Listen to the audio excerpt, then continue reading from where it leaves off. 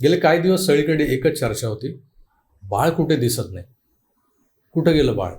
हरवलं की काय? की गेलं पळून लंडनला? होय, मी आपल्या आदू बाळाबद्दलच बोलतोय. आदित्य ठाकरे परवा मुंबईतल्या लुटूपुटूच्या राड्यातही दिसले नाहीत. बापाला लढायला त्या मुसलमानांच्या वस्तीत आव्हाडांच्या भरोश्यावर एकट्यालाच पाठवलं, असंही लोक बोलत होते. पण हे सगळे हुशार आहेत, चतुर आहेत. ठाकरे काय मुंबऱ्याला मुसलमानांना लढायला गेले नव्हते, तर मुसलमानांच्या मोरक्यासोबत शिवसैनिकांनाच लढायला गेले होते. आणि जेव्हा हेच उद्धवजी HN रिलायन्स हॉस्पिटलच्या ICUमध्ये निपचित पडले होते, त्यांचा हात हलत नव्हता, पाय हलत नव्हता, सगळं शरीर पंगू झाल्यासारखं झालं होतं, तेव्हा आणि त्याआधी स्पायनल कॉर्डवरची गंभीर शस्त्रक्रिया सुरू होती, तेव्हाही त्यांच्याजवळ एक कर्तव्यदक्ष मुलगा म्हणून हजर राहायचं सोडून आपले युवराज दावोसला बर्फ खेळायला गेले होते. आता बर्फ खेळणं त्यांच्यासोबत कोण कोण होतं, तंबूत नेमके कोणते बर्फातले खेळ खेळले गेले, यावरही मागेच मी एक व्हिडिओ केलेला आहे. पण आता मुंबऱ्यात आदित्य ठाकरे दिसले नाहीत, कुठल्याच कॅमेऱ्यानं त्यांना टिपलं नाही, यावरून भलतीच बोंबाबोंब सुरू झाली होती. नेमकं काय होतं हे झिंगाट, हेच जाणून घेऊया पुढच्या काही मिनिटात. तेव्हा कुठेही जाऊ नका, पाहत राहा AKRDG9.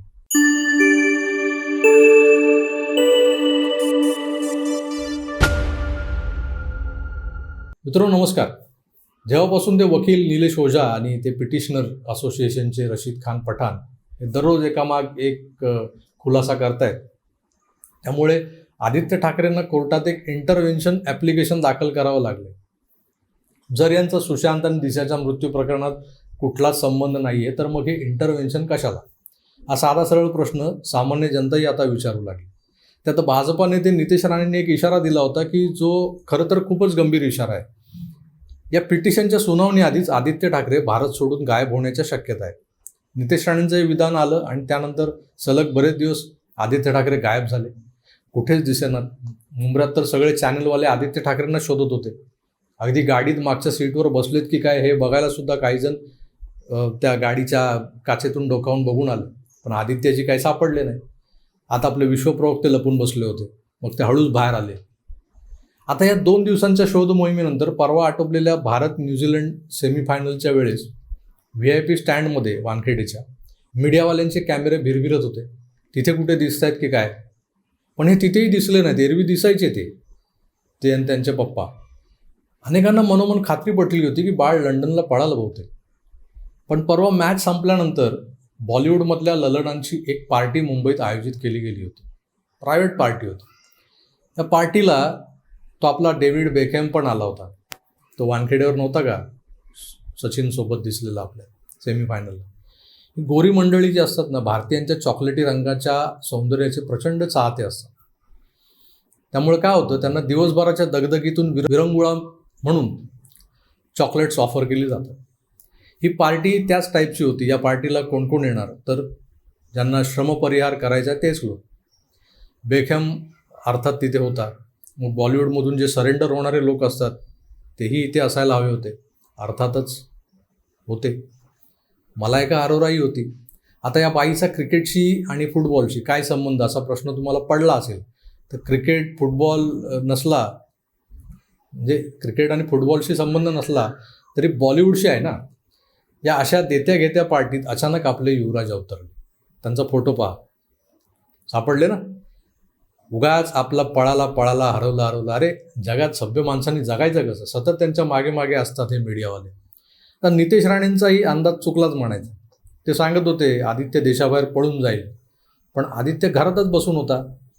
वडील मुंबऱ्याला गेले, कधी नाही ते आयुष्यात पहिलं ऑनफिल्ड आंदोलन केलं. भलेही फ्लॉप ठरलं असू द्या, पण मुंब्रा म्हणजे हिंदूंसाठी एक बोचरी आठवण आहे हो. तिथे उद्धवजींना एकट्याला पाठवलं आणि परवा बॉलिवूड पार्टीला हे युवराज गुपचूप हजर. ज्या बॉलिवूडवाल्या नाच्यांच्या नादाला लागून ते सुशांत आणि दिशाचं प्रकरण मागे लावून घेतलं यांनी, या पार्ट्यांमुळे सतत वादाच्या भोवऱ्यात सापडतात, ज्यामुळे राजकीय कारकीर्द यांची उद्ध्वस्त होऊ शकते, ते राहिलं बाजूला. ते पुन्हा त्या अंधारलेल्या वातावरणात शिरतात. हातात गजरा बांधलेल्या बेकमच्या खुशीतने बेकमसोबत शेक हँड करतात. आपल्या शुद्ध मराठीत हस्तांदोलन करतात. इंग्लिशमुळे नको तो गोंधळ व्हायचा शेक हँड वगैरे बोलल्यावर. तर हे असं आहे, जिसको ढूंढा गली गली वो तो अपने गच्ची पे मिली, असा हा प्रकार आहे. ज्याला बॉलिवूडच्या पार्ट्यांचा चस्का लागला आहे त्याला आईवडिलांनी कितीही राग रतन देऊन घरात डांबून ठेवला तरी तो ऐकत नसतो. हे मुंबईतल्या बहुतेक धनदांडग्यांच्या घरातल्या तरुण पोराटोरांबाबत घडत असतं. त्यामुळे सगळंच नॉर्मलच आहे, नॉर्मल आहे असं म्हणायचं आणि पुढे जायचं. पण या पार्टीचे जे काही एक्सक्लुझिव्ह फोटोज मला मिळाले त्यात एका फोटोत बेगमने हातात गजरा माळलाय. खरं म्हणजे गजरा वेणी ही डोईवर माळतात, हातात माळलाय म्हणजे हा इथल्या बॉलिवूडी कोठ्यावर जीवाची मुंबई करायला आला होता की काय अशी शंका येते. आणि कोठ्यावरची गिराईकं आपापला कोटा निवडतात तसं मग या गोऱ्या बेगमने कोणाला निवडलं होतं? साराच मामला गडबड आहे राव. असो, आपल्यासाठी महत्त्वाचं काय तर बाळ सापडलं, आदूबाळ. लोक उगाचच बोंबाबोंब करतात देश सोडून पळालं म्हणून. अहो, मुल्ला की दौड मस्जिद तलक, तसं हे बॉलिवूडच्या पार्टीत सापडलं एकदाच. पुन्हा एकदा हा फोटो बघून खात्री करून घ्या कोण आहे, तोच आहे ना. झाली खात्री? आता तुर्तास इथेच थांबतो, पुन्हा भेटूच. तोवर आपली काळजी घ्या आणि पाहत राहा आकार DG9. धन्यवाद, नमस्कार.